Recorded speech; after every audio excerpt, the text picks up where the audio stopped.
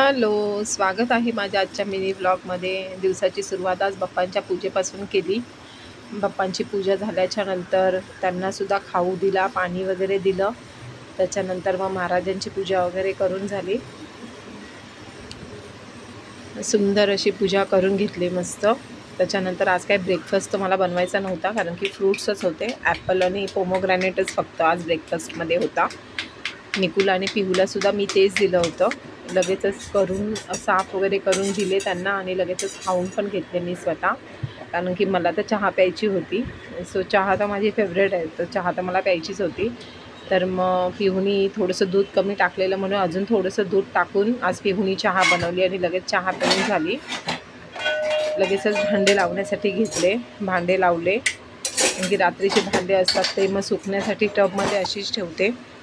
लगेचच लागले मी जेवणाला. आज वांगा बटाट्याची भाजी बनवायची होती रश्शावाली आणि भात बनवायचा होता. तेलामध्ये मी जिरे टाकले, कांदा टाकला, थोडंसं त्याला फ्राय करून घेतलं. त्याच्यानंतर मग बटाटे टाकले, म्हणजे बटाटे कापले पहिलं, कारण की मी बटाट्याला सोललेलं नव्हतं. मी असेच टाकले बटाटे. छोटे बटाटे असले की मी असेच टाकते, मी त्याला सोलत नाही. तेलामध्ये मग त्या कांद्यामध्ये बटाटे टाकून थोडंसं परतून घेतलं. थोडंसं मीठ टाकलं. मीठ टाकले की बटाटे पटकरून शिजतात.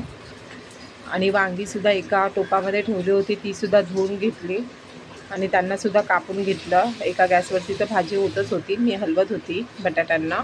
आणि टॅमॅटोसुद्धा म्हणजे मधातून फक्त 2च काप केले होते. अशी भाजी कधीतरी तुम्हीसुद्धा बनवा, खायला एकदम मस्त लागते.